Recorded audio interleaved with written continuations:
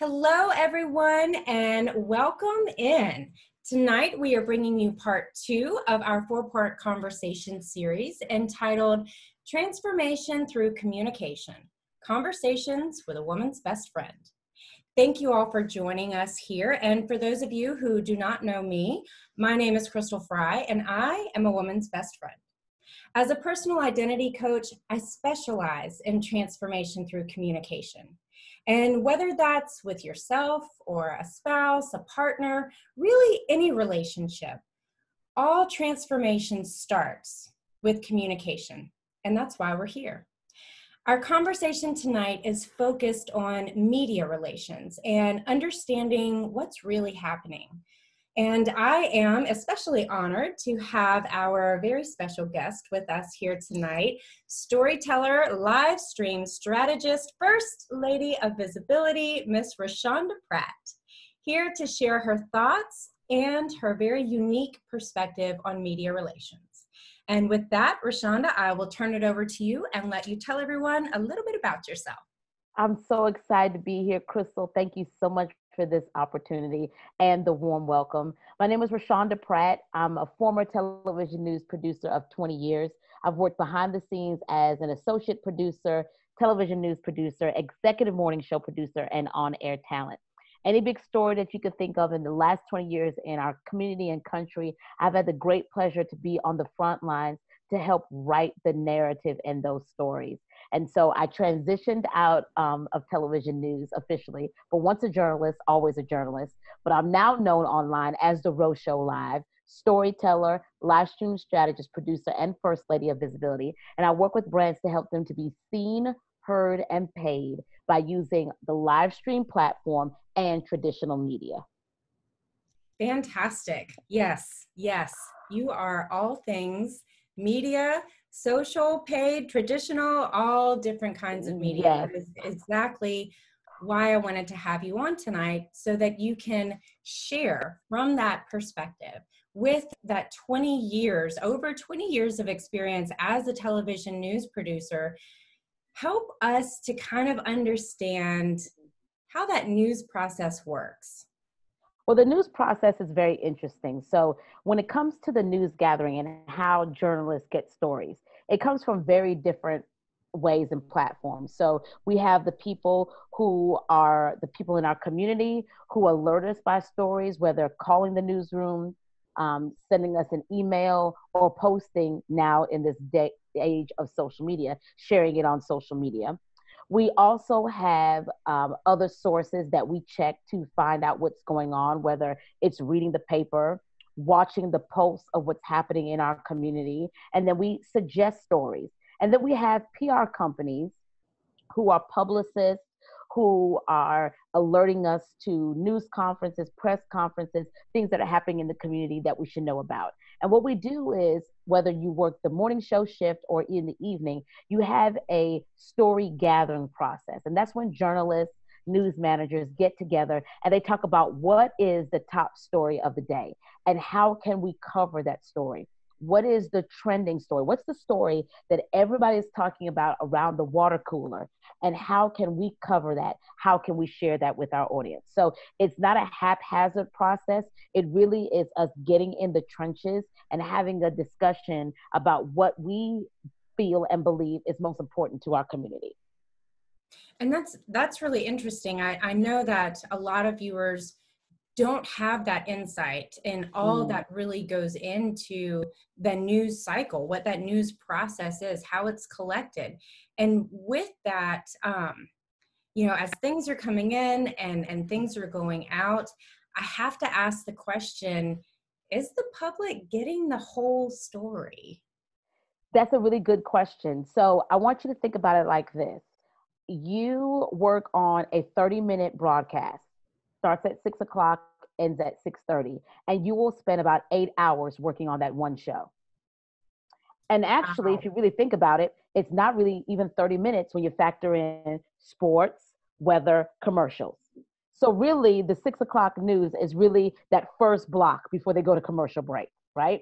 And maybe a little bit of the second block. And you spend 8 hours working on that show. Why? Things are forever changing. You're always getting updates on stories. What you thought was a lead of the day, now there's breaking news. So now breaking news takes over the whole newscast. And so you have to forget everything you just worked on for 8 hours a day. But you work on it 8 hours a day. When it comes to a morning show that's 2.5 hours long, those producers work all into the night. Most producers come in 11 p.m. the night before and work through the night to make sure that when you wake up, that it's almost like watching your front page of the paper, but you're getting it in television form. So to answer your question, are you getting the whole story? You're getting as much of that story as you can in 30 minutes, in 2.5 hours, or the average news story, a minute and 30 seconds.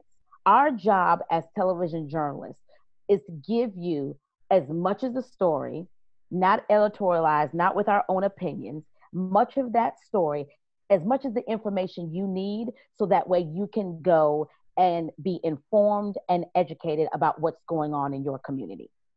But just like what we do and what I do as a journalist, I just don't get all of my information from watching the news, especially this day and age where information is flowing freely. So it's my responsibility as a journalist to make sure that I'm reading magazines, I'm reading the newspaper, I'm checking out credible sources. Notice I said credible sources online. And I'm watching other news stories and I'm watching other national media. So that way I can get a whole scope and an understanding of the story. You're going to get as much of the story that we can give you in a minute 30, 2 minutes and 30 seconds, 3 minutes in a 2.5 hour broadcast or in a 30-minute broadcast. But you, as an informed citizen, it's your responsibility to also take that a step further and to also look at other sources to help support what you're looking for. So that way you can be informed. You know, the whole reason why I got into journalism was because my father, who's an immigrant to this country from Trinidad and Tobago, when I was in the fourth grade, Crystal, would make me watch the news. And he told me as an American citizen, it's my duty and responsibility to know what's going on in this country and my community. What was he telling me? Be informed. So what does it take for you to be informed? I'm going to read this. I'm going to ask these questions. I'm going to look at this. I'm still a channel flipper. I watch all of them. ABC, CBS, NBC. Why? Because I want to get a range and a depth of what the information is so that way I can be informed. And I think that is absolutely an excellent point on being informed, of being an informed consumer of that news and that information, and not just consuming it from one place. And that really feeds us in. You mentioned a critical word there in your response, credible. Yes. Making sure that your source is credible. So I want to ask you, what should we look for to determine whether or not a news source is credible, and how can we make sure that the information we're getting is indeed reliable?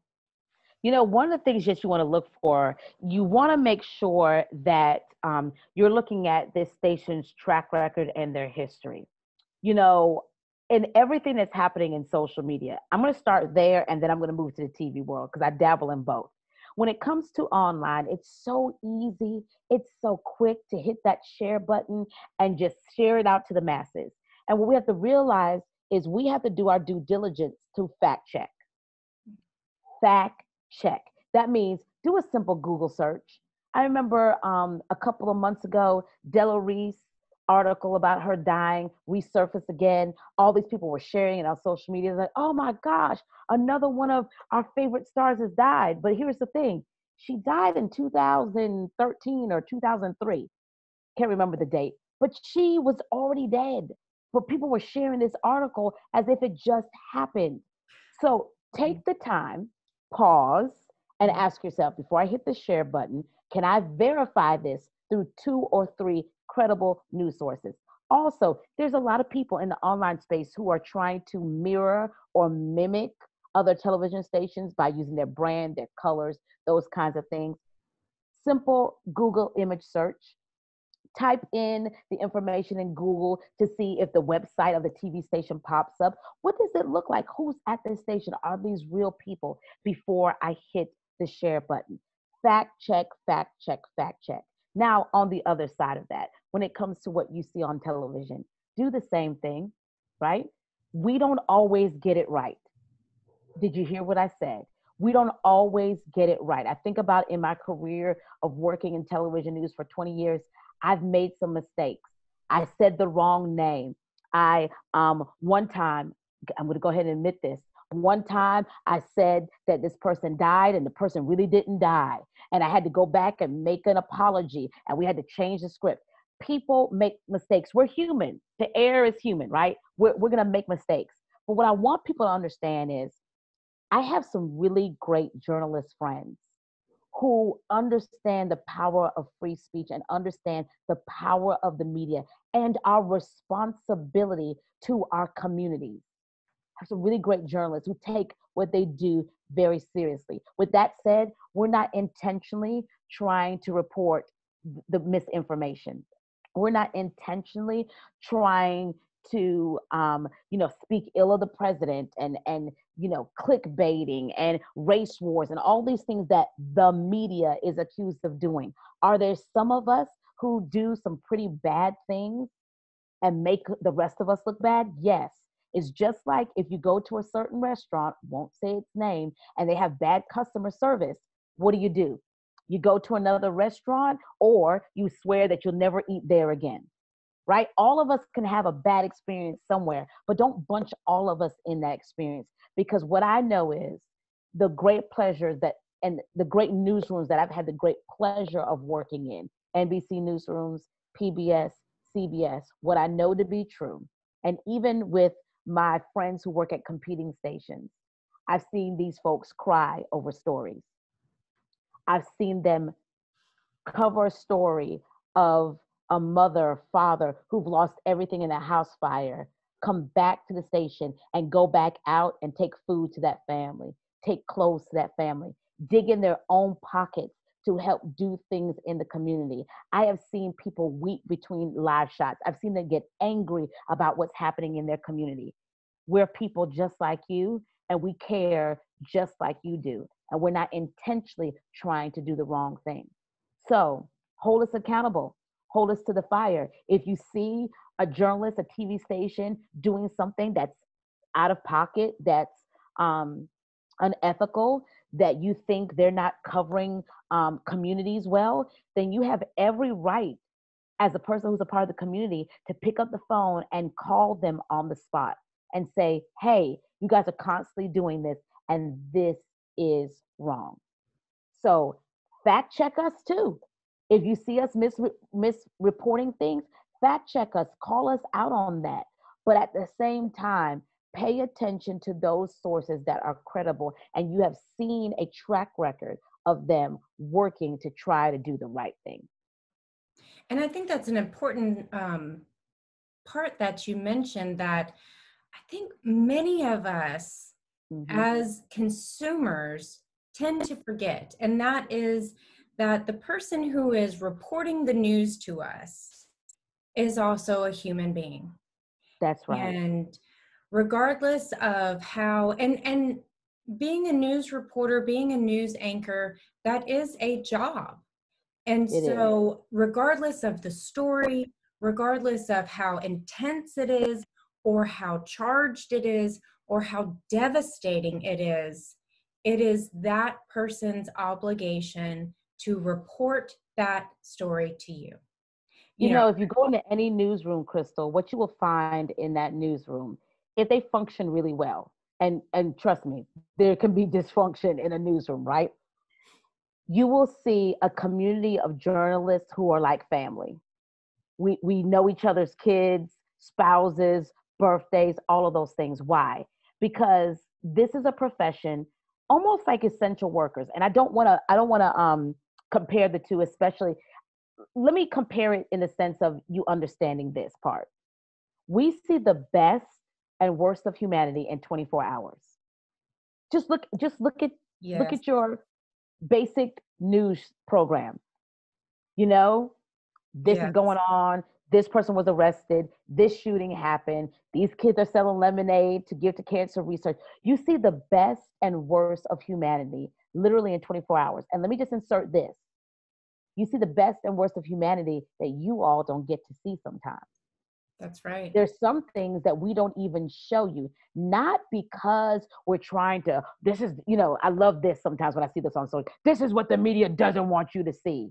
No, I don't know about you, but if we have a car wreck, I'm just going to be very graphic here. Crystal, would you like to see blood and brains on the concrete? That's not what I want to see when I turn on the news. Exactly. But I've seen that. I've seen what that's like. Right. So we see things that the public doesn't get to see. And it's not because we're trying to hide that from you. It's just like, okay, what value does that add to the broadcast? And listen, we have tough conversations. I've been in newsrooms, we had tough conversations about, okay, we know that this is the victim in this helicopter crash. Should we tell the public? The coroner, we have not notified the family yet.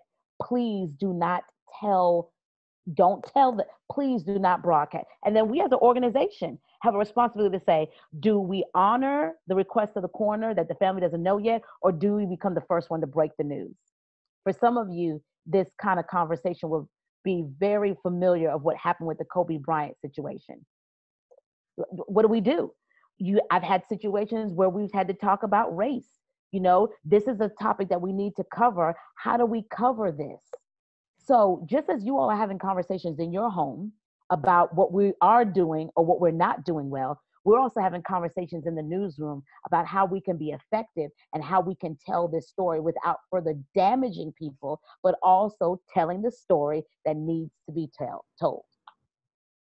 And again, excellent point. And you're bringing to light one of the main reasons why, first, that I wanted to bring you in, but to have this kind of conversation, because so many people, one, they don't know what they don't know. Right. And they don't know, all of these things that go into the entire thought process of producing a news show, of the decisions that have to be made on what should we show and what should we not show.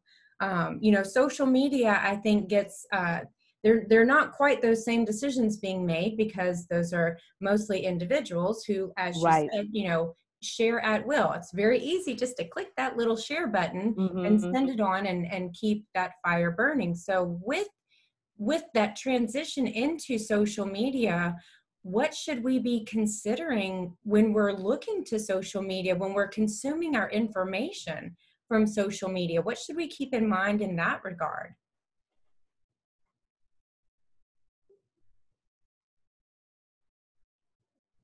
I think it goes back to the thing that we said before about fact checking. Consider the source. All of us have a responsibility with our social media platform. Just like I spend 8 hours a day or less producing a newscast for an audience, you are a producer of content yourself.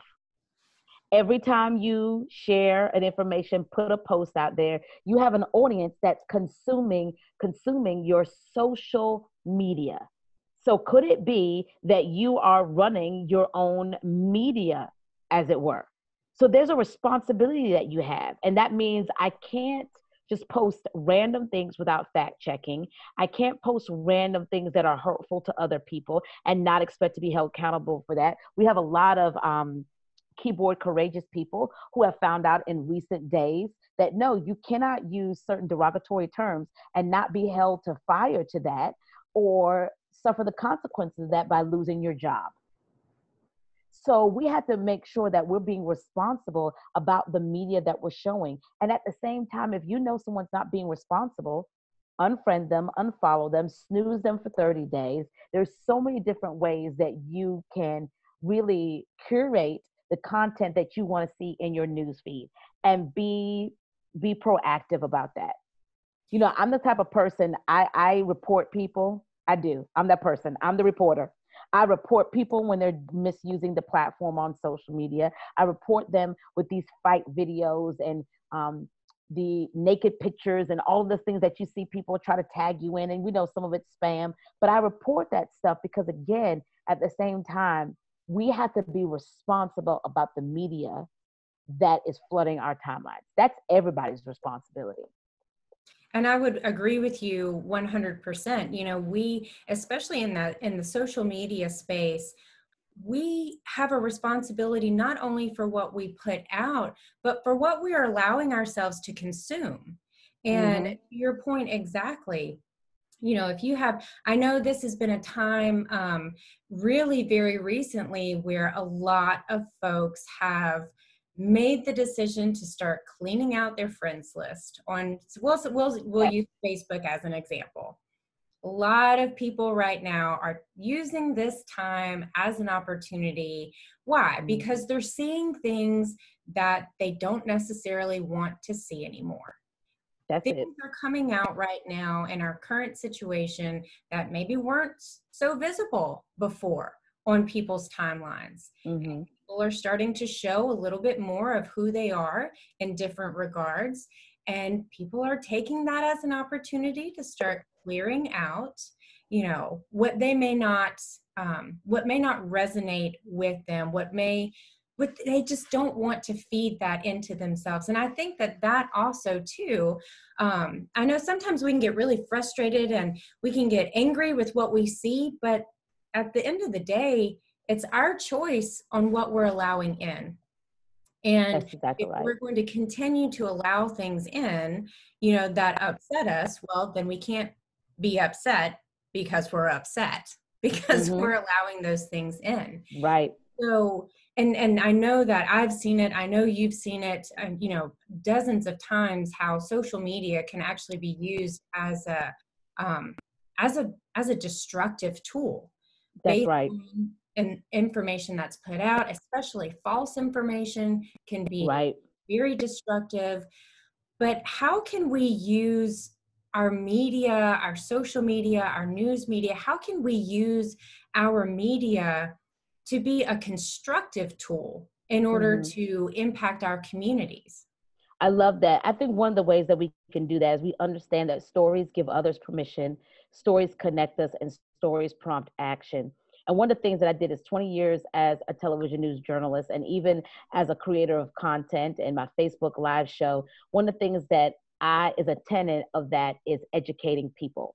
And one of the things that we can do when it comes to our media is looking for ways to be an educator of said media. What I mean by that is if you know that you have a certain area of expertise that the media needs, or that would really help shed some light on something or put a certain story in perspective. And I know, Crystal, you have done this recently. Lend your voice as a guest.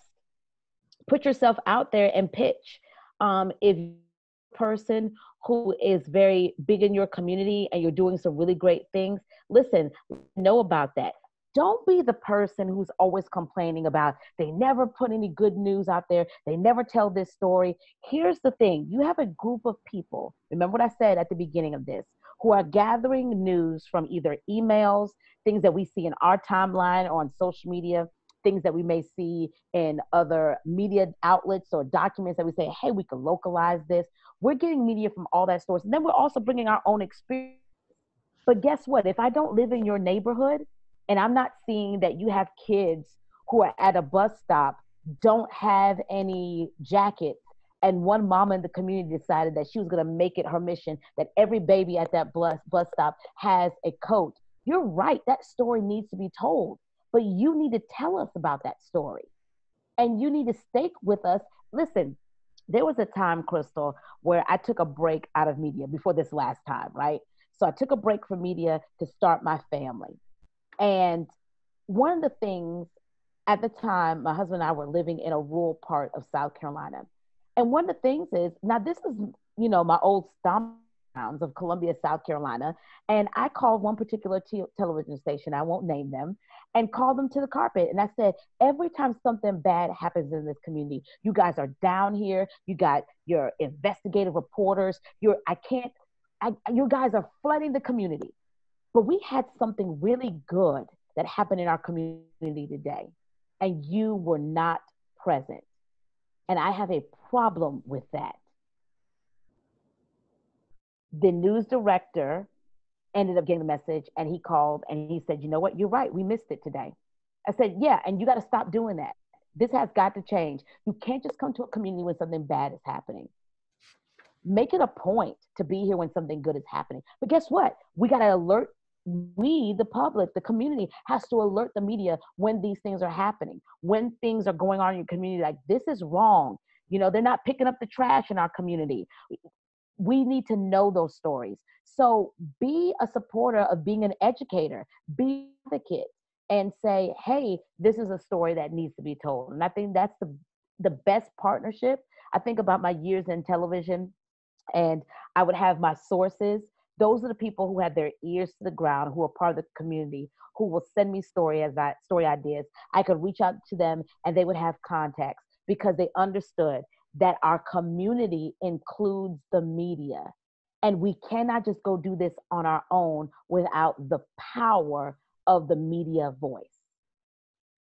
Absolutely. Absolutely. And I'm going to ask you to expound and expand a little bit more and give us the flip side, because I want you to help our viewers understand how we can really contribute to the solution and not be part of the problem. Mm-hmm. One way that you can contribute to the solution and not be a part of the problem is send story ideas. If you are a community leader, liaison of some sort, make a point to introduce yourself to those people who are in the media. You see new reporters, introduce yourself to them. Let them know that you are an ally, you're a supporter. Let them know what you're doing so they know who to reach out to. The other thing is, don't jump solely on this bandwagon of the media is bad, the media is our problem. Because, ladies and gentlemen, I'm seeing this conversation that's happening that can be very dangerous when we start challenging free speech. Again, I know we have a lot of bad apples in the bunch. I'm not talking about that. But when we start to want to censor what questions journalists ask, our job is to get to the truth. And sometimes in order to get there to the truth, you have to ask tough questions. And you have to ask those tough questions repeatedly in order to get an answer. If we start trying to silence their voice, we're really coming up against silencing free speech. And then that means we can't give communities and people the information that they desperately need and may not know that they need it. So again, look for ways on how you can be an ally, how you can be a supporter. Sharing those story ideas, putting yourself in the area of being an expertise, and then do your own due diligence, right? Read and gather your news from multiple sources, not to the point that it creates overwhelm. I don't want you to be overwhelmed by all the information, but look to other ways where this is where I can trust to get my sources or my information from, and rely on that. Did that answer your question? It did, and while you were talking about that and reminding us about checking, fact checking without overwhelming yourself. Right. I was reminded, for a long time, I watched the news just like every other, I would say every other person, but this before social media. Right. That's where we got the majority of our news, the majority of our information, from the evening news, from the morning news shows, and I watched them all. And then I reached that point where I'm sure many other people have felt this. Gosh, everything I see on news media is negative. Right. Where are the positive stories? I know that there are good things happening in the community. Where are they? And I wasn't seeing them, so I made the decision I didn't need that kind of negativity in my life, and I stopped watching the news. Well, and it was like that for multiple years. And I just, I knew about things that were happening, current events, but I didn't spend my time being really seriously engaged in that news media. And just recently, a couple of years ago, I said, I need to be more informed than I am. My practice of not spending my time with news media is no longer serving me Mm, as well as it was. I now need to, re-engage. But to your point, I needed to re-engage in a way that was smart and that worked for right. me and did not put me in a place of overwhelm, because the news can be quite overwhelming. Totally. As you're Imagine, looking around, imagine working in it.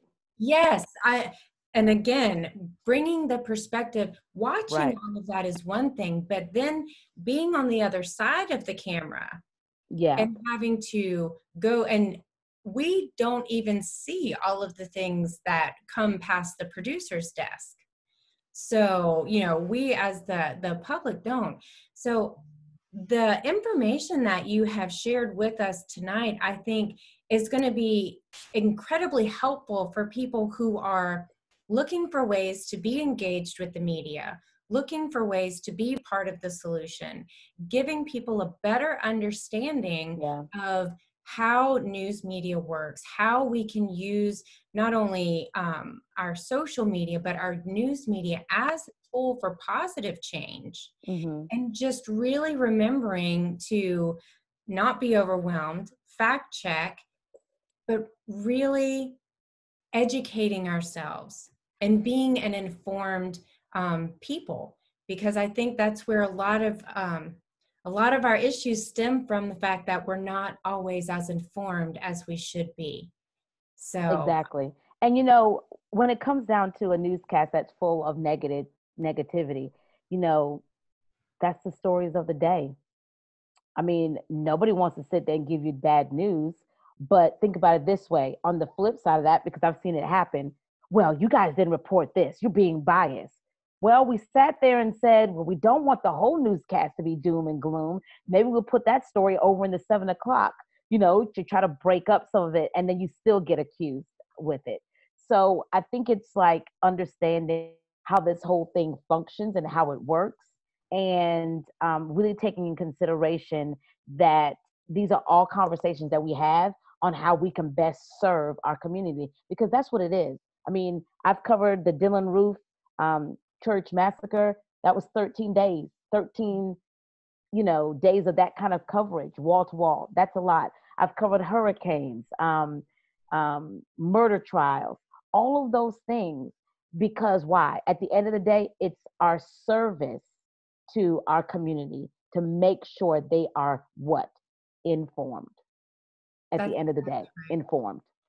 That's exactly right. That is exactly right. You're 100% correct.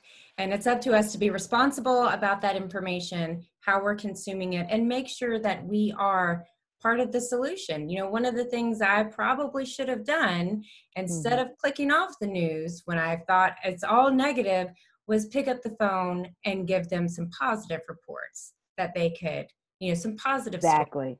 that Some they could. positive stories. Yeah. And then sometimes we need to be checked too, to say, hey, have you guys noticed that you've been doing this over and over again?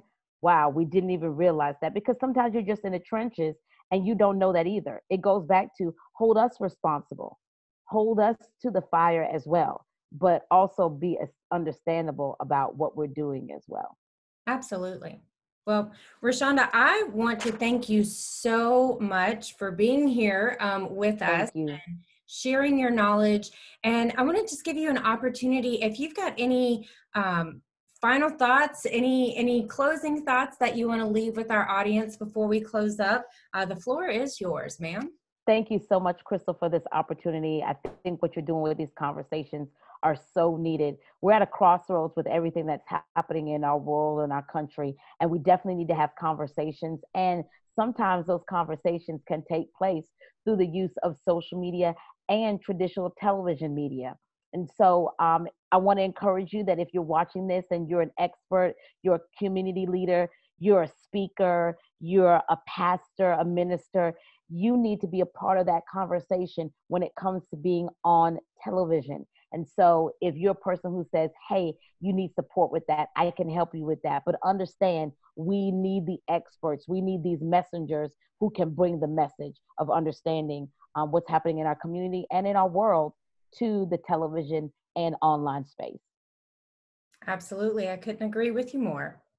Well, Roshanda, thank you again for being here with us. And for all of our viewers, thank you for joining us tonight. I hope that you will join us again.